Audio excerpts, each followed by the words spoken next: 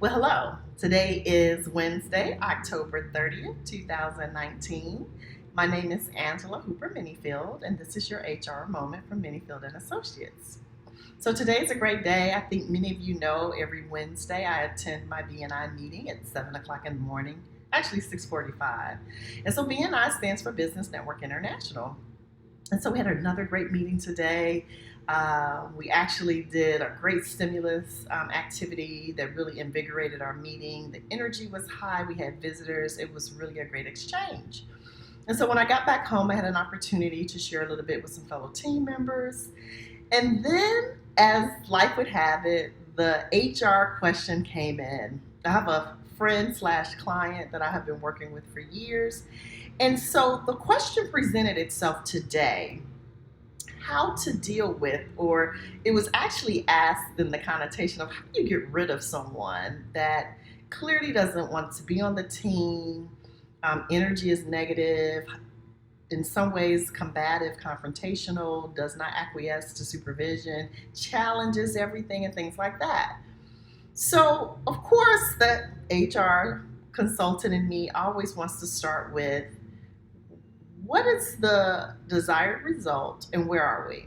So in other words, let's do a quick needs assessment. What do we need to do to get this person from A to B, okay? So that's the first question.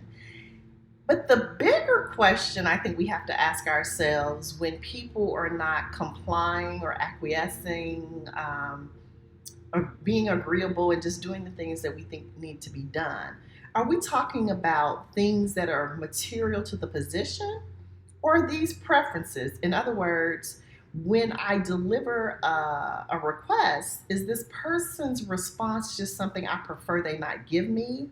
I'm looking for something else. Or is the response clearly in violation of our standard protocol, operating procedures, employee handbook, and things like that? So as a supervisor, one of the things we have to always do first is understand what's a real violation and what is just, I don't like, or it doesn't align with my preference. So that's number one. The second thing I think is really important to ask ourselves is, are we dealing with an issue that's, and now I'm going to use a little slang and it's highly intentional, are we talking about the can'ts or the ain'ts?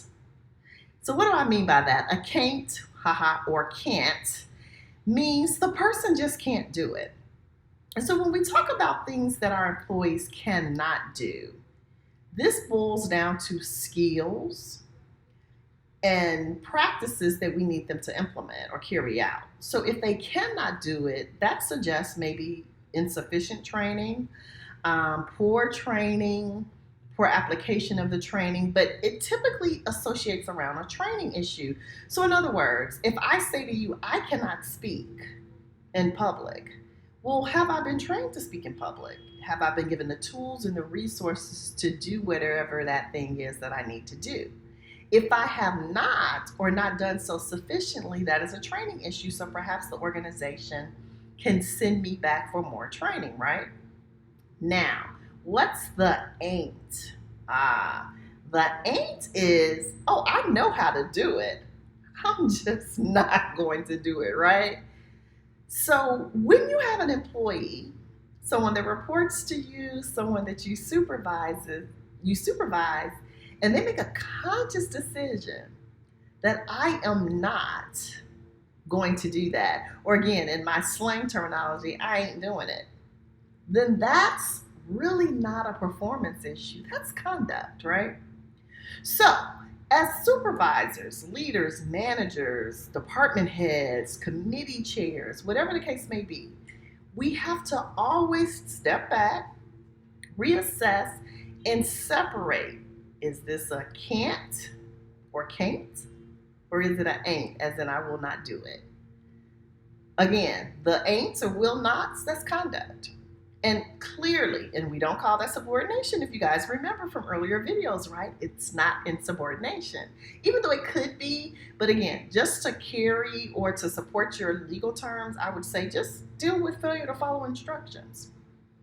So the can'ts, training need. Ain'ts, I'm just not doing it. So kind of failure to follow instructions or a conduct issue, right? Okay. So now we've done those two things. So the next thing I would tell, or I'm telling or coaching through one of my clients is, okay, now that I've had the conversation and we've clearly ascertained what the gap is, what needs to be done versus where we are, and then we've determined if the lack of doing it is a cannot or will not, the next step is to do, okay, so what is the corrective action, right? So again, oftentimes in most places of business, we want to start with some type of letter, documentation, conversation, expressing what it is that the gap is, but also making it really clear, like, what are the expectations? What is this the person supposed to do? What is the expectation of responding? So for instance, if we're talking about the how, now there are some jobs you can actually, speak to behaviors. I know, for instance, when I was working with the team at Chick-fil-A, smiling at the clients was a core responsibility.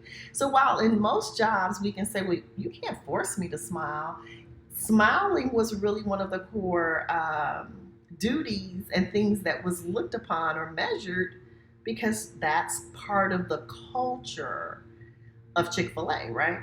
So going back to this person, if maybe they answer questions and their face is frowned up or they're agitated, they're disgruntled, just challenging everything.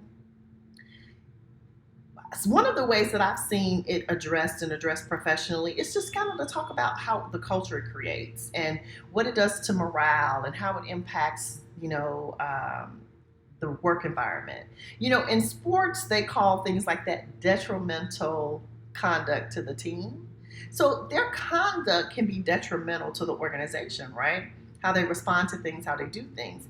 And so again, you want to consult an HR professional. If your company is small and you don't have one, but what you want to make sure is, what do our policies and procedures say that we should do and can do? And then how do we respond when it's not happening? So again, was the person put on notice? Was it clear to them what was expected of them? Did they have an opportunity to correct the behaviors? If we can say yes to all those things, guess what? Maybe it is time to move on. Oftentimes employees will say, I don't want to be here. And I laugh and say, okay, well then why aren't they gone? Part of the reason they're not gone is because they have no place else to go. I mean, that's really the truth of the matter.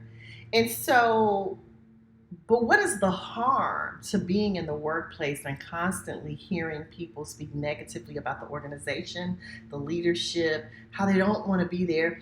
It literally pulls other people down. But my recommendation is, again, because I don't feel that in general, these are fireable offenses, right? So what can we do? Well, one, create a culture that just doesn't even respond to that, right? Because sometimes people do those things to get the response out of us.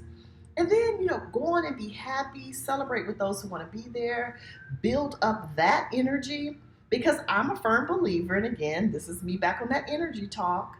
When people feel that energy shift and the organization moving in a direction that they can't line up with, they'll figure out how to fire themselves out of it, right? Either their behavior will lash out and they'll do something that really does give you grounds, or they'll just quietly go away. Because it's too hard to combat all the positive energy, and especially if nobody's buying into the drama, the negative attitude, the challenging disposition and things like that.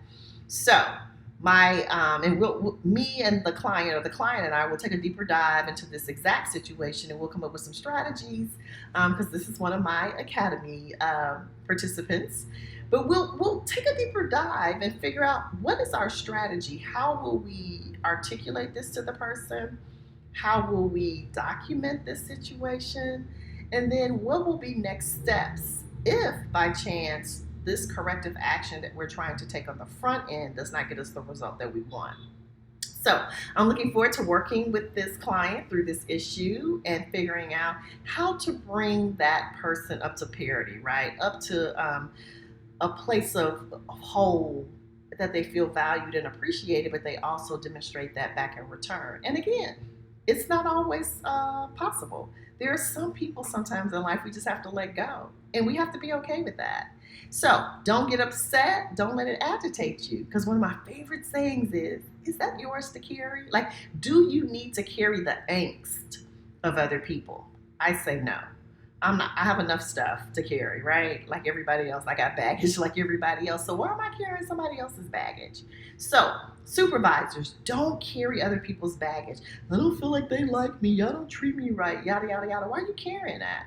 That's not yours to carry. That's theirs to carry. And if they want to have that disposition, that perspective, that attitude, let them have it. But you have to make a conscious decision. We're not buying into that. We don't want any part of it. And we're also not going to throw you a pity party or give you rise or occasion to speak to that repeatedly and repeatedly. Because, you can only wallow for so long, right? So again, sometimes you just have to decide it's time to move on from people. But before you do, make sure you do so legally and make sure you've exhausted all other possibilities, because guess what? Everybody else is watching. So how you respond to this impacts the rest of the team in that way as well.